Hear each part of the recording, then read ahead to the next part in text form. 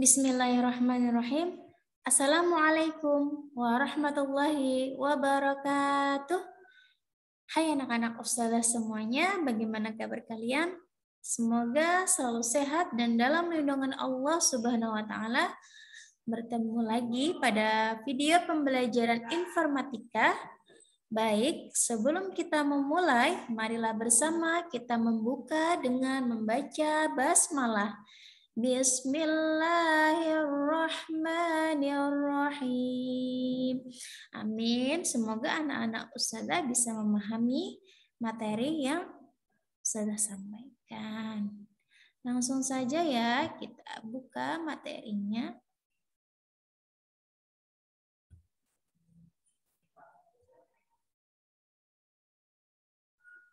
Nah, sudah kelihatan? Ya. Nah, hari ini kita masuk pada pembelajaran bab 2 ya anak ya.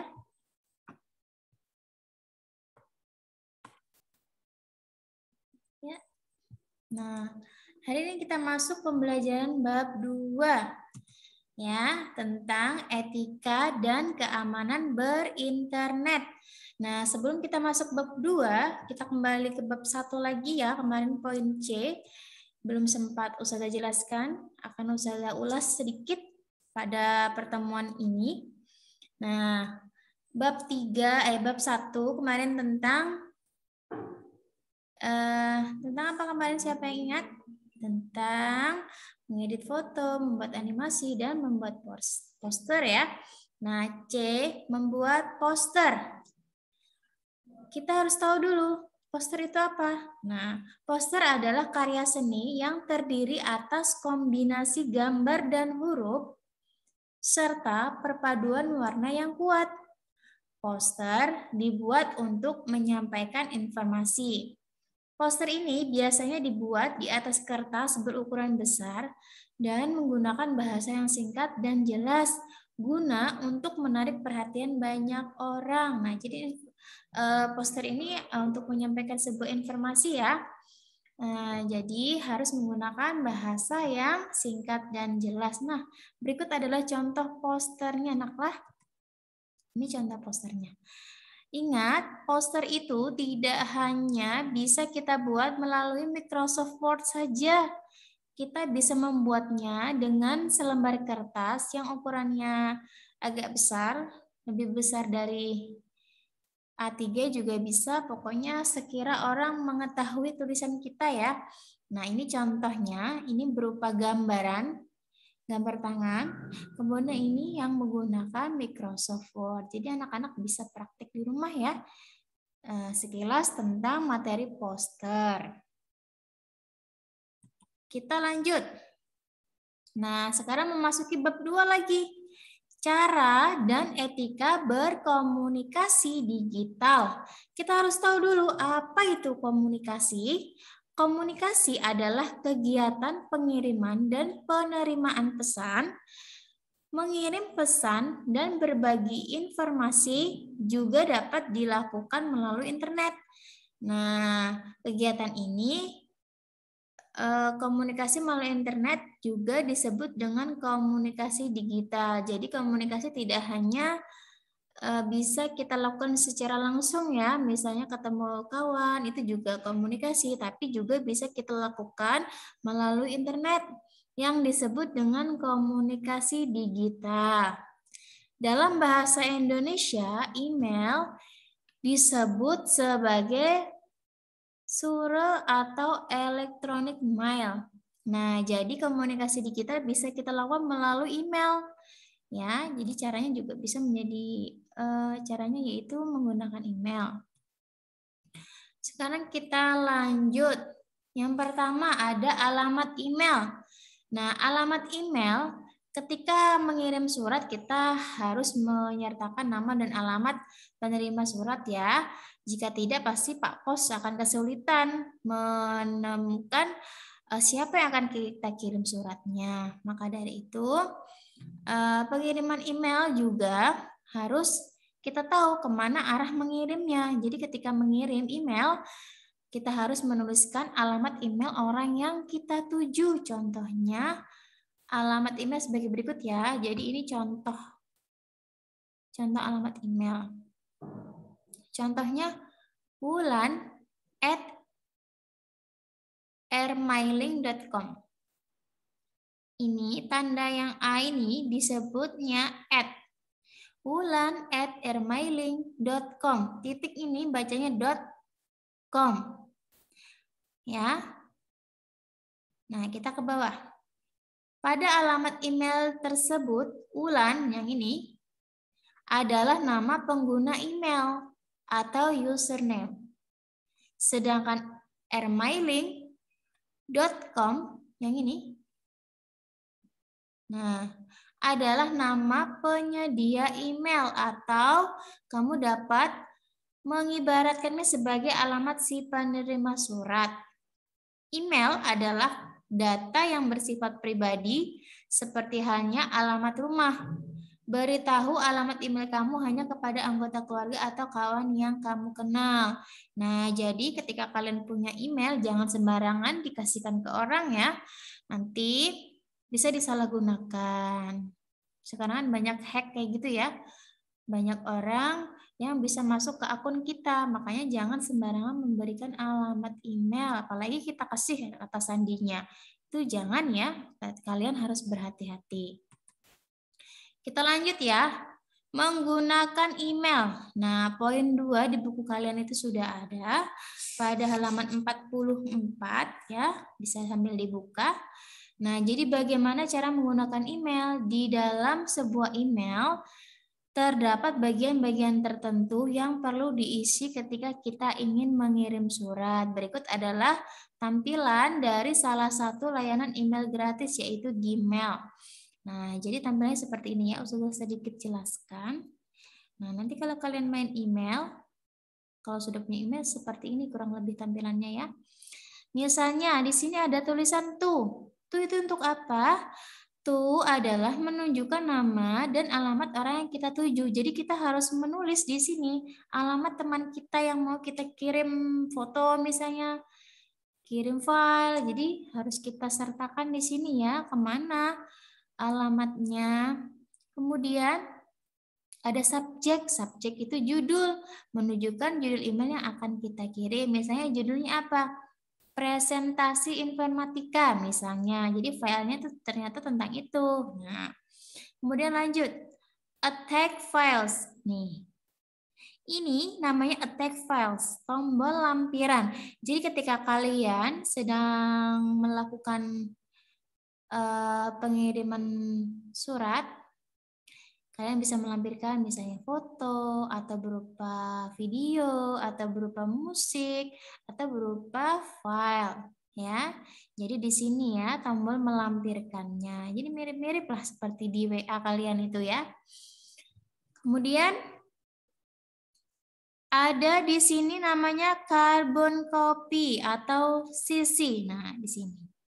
Ini berfungsi untuk mengirim email yang sama ke beberapa orang. Jadi ketika kalian mau mengirim email itu ya, sama misalnya kedua teman kalian. Nah, pakai yang ini. Jadi kalian klik ini ya, CC atau carbon copy. Kemudian ada BCC. Nah, BCC yang ini ya. Ini gunanya untuk mengirim email yang sama ke beberapa orang, tetapi para penerima tidak akan melihat alamat email satu sama lainnya di dalamnya. Jadi tersembunyi ya alamat teman-teman kita yang menerima pesan kalau yang pakai BCC. Kemudian kita ke tombol send. Ketika kalian sudah semua mengisi ini, to subject misalnya, attack files atau mau pakai yang ini, kalian sudah dicek semuanya, tinggal kalian klik ini tombol send, artinya kirim ya.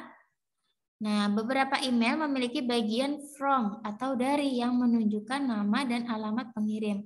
Ketika kita mengirim email, bagian from berisi nama dan alamat email kita Gitu ya.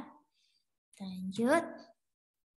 Nah, setelah email dikirim, maka email tersebut akan sampai ke kotak. Kotak apa? Biasanya kalau di tuh kotak penerima email ya. Misalnya kita ngirim ke teman kita, nah otomatis email kita akan masuk ke kotak email mereka ya. Berikut tampilan surat si penerima email. Jadi ketika kalian menerima email, tampilannya seperti ini. Nah, yang pertama, back to inbox. Nah, kembali ke kotak masuk.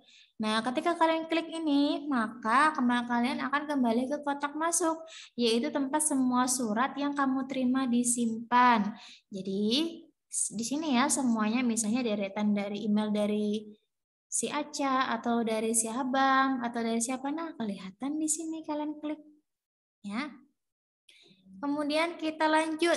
Ketika kalian sudah selesai dan mau menghapus email tadi, maka kalian silakan klik ini ya, delete, artinya hapus. Kemudian kalau kalian mau membalas, kalian klik reply, artinya balas. Jadi kalian bisa membalas chat dari teman kalian atau balasan dari terima kasih telah mengirim file atau gimana ya, jadi kalian balas. Nah, ketika kalian mau meneruskan email dari teman kalian, kita klik ini, forward. Nah, forward ini artinya meneruskan ya email yang dari teman kalian.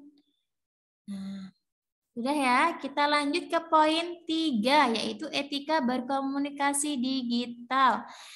Nah, kita langsung saja.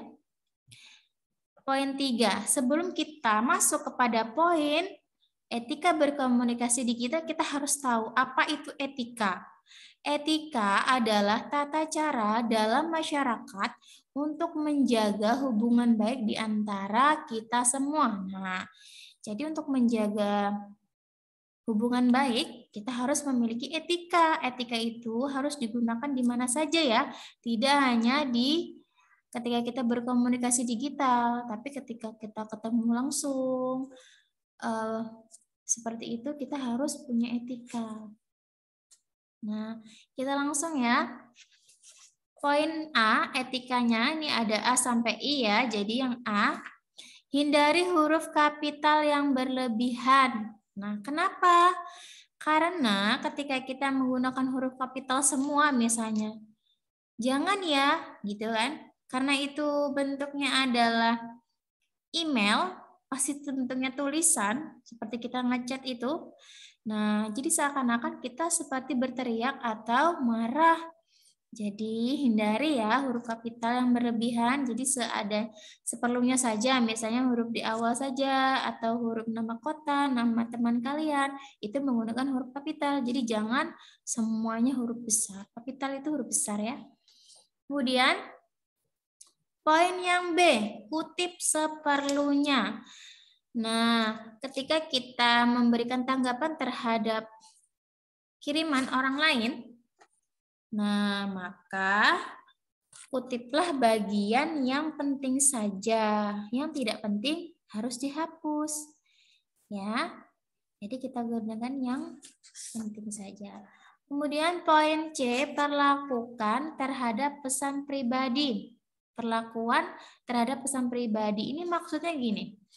Misalnya kalian sedang membahas apa gitu kan di grup, menyangkut pribadi seseorang teman kalian. Atau bisa menasehati tapi menyangkut ke pribadi teman kalian. Kalian jangan membalasnya di grup, nak. Kalian japri, chat pribadi menggunakan email teman kalian langsung, jangan di grup. Ya, itu harus menjaga perlakuan terhadap pesan pribadi ya. Jadi harus hati-hati, takutnya nanti teman kita tersinggung karena dia merasa malu. Ya. Oke, lanjut. Berhati-hati terhadap hoax. Hoax itu apa? Ayo. Sekarang banyak hoax ya, hati-hati kalian. Hoax itu adalah pesan yang bohong atau tidak ada kenyataannya ya. Jadi, ketika kalian mendapatkan informasi tolong diteliti, dilihat apakah itu benar atau tidak. Nah, baru kalian share atau kalian share ke teman kalian ya. Kalau misalnya hoax, jangan di-share. Itu tidak baik, karena itu kan beritanya berita bohong, bukan benar. Kemudian, gunakan bahasa yang baik dan benar. Nah, jadi kita harus menggunakan bahasa yang baik dan benar. Jangan pakai bahasa yang aneh-aneh ya, bisa menyinggung hati teman, itu jangan ya. Kemudian hindari mengirim file atau konten yang melanggar hukum. Nah, jadi dihindari. Contohnya kalian misalnya memberikan file musik bajakan. Nah, itu kan bisa melanggar hukum ya. Hati-hati kalian, nanti bisa diusut. Diusut apa? Biasanya sekarang kan banyak yang gara-gara nge-share sembarangan, tidak diteliti, pas diselidiki nanti kena kasus, dipanggil dengan pihak yang berwajib gimana. Jadi harus hati-hati ya. Jadi harus diteliti setiap kita mau nge-share apapun itu ya. Kemudian bersikap santun, kita harus santun kepada siapapun, terlebih di ketika berkomunikasi digital. Kenapa? Karena komunikasi digital itu sekarang medianya banyak, ada Facebook, ada WhatsApp, ada Gmail. Jadi kalau kalian tidak menjaga diri kalian sendiri dengan bersikap santun, kemudian tidak menggunakan bahasa yang baik dan benar, kalian bisa dimusuhi banyak orang. Jadi hati-hati ya. Kemudian berbagi konten yang baik dan bermanfaat. Usahakan kalian itu men-share atau memberikan kiriman harus konten yang baik dan bermanfaat. Misalnya doa pembuka awal tahun misalnya, atau tata cara wudhu yang benar misalnya, seperti itu ya yang bermanfaat. Jadi jangan yang tidak bermanfaat. Yang terakhir nak, menghargai kehidupan pribadi orang lain. Jadi kita harus menjaga itu ya. Jangan kita sampai mengganggu kehidupan pribadi orang lain ya. Karena orang lain itu juga memiliki privasi masing-masing. Tidak semuanya harus di-share ya. Oke, mungkin itu saja dari Ustazah. Ya, mungkin itu saja dari Ustazah. Salah hilafnya mohon maaf. Silahkan kerjakan soal yang ada di kuis ya. Nah, Ustazah akhiri dengan sama-sama membaca hamdalah. Alhamdulillahi Rabbil Alamin. Terima kasih. Assalamualaikum warahmatullahi wabarakatuh. Sampai jumpa.